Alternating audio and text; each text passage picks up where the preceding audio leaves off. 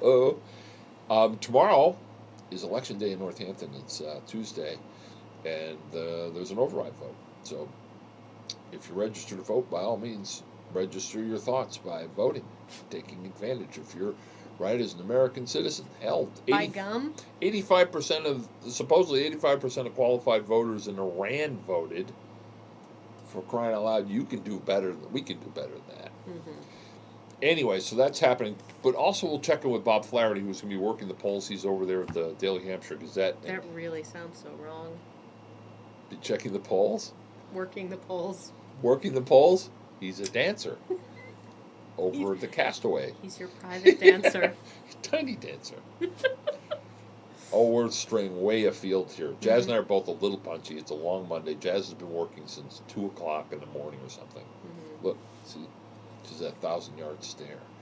We'll be talking with Bob about the polls and how things are shaping up, what he learned at the polls, and just typical Flaherty conversations, which tend to be his perspective, his unique perspective on life. And then on Wednesday, another person with unique perspectives is Luke Patel, a.k.a. Coyote Boy, the man who saved a coyote pup, sorta. We don't need to talk about that. But he made a movie about making a movie. I think about making a movie. And it turns out those are Kachina dolls. Or Russian nesting dolls. Or babushkas. Babushkas too, that's right. Those are for all of yous listen to me, all of yous who wrote in and talked to us and told us what with the dolls. If you have no idea what I'm talking about, you listen to the podcast over here next to this screen here. Oh, and look, here are my fingernails. There we go. They're my fingernails. Shiny and pink. Very pink. And that's Wednesday, Thursday. Hello, Newman. Bill Newman will be showing up. He's the ACLU lawyer. He does the First Amendment Minute that you hear on this radio station. And we're going to talk about your rights and the people who are prepared to tromp on them.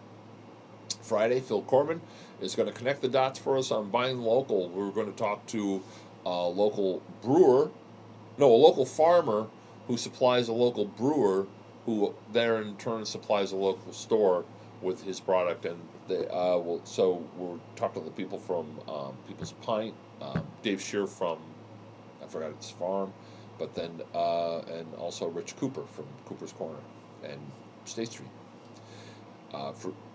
State Street Fruit and Deli. And beer. Yeah, that's right. So all that, you get to see how it works. So we'll be devoting that whole show on Friday is going to be devoted to that. And then, and then all the other stuff that comes up during the course of the special things, the little sparking synapses. Scintillating conversation and insightful bon mots. And yes. Yeah, that's us all over. Speaking French. Hey, here's a French word, or here's a French saying. Au revoir, mon ami. Voulez-vous coucher avec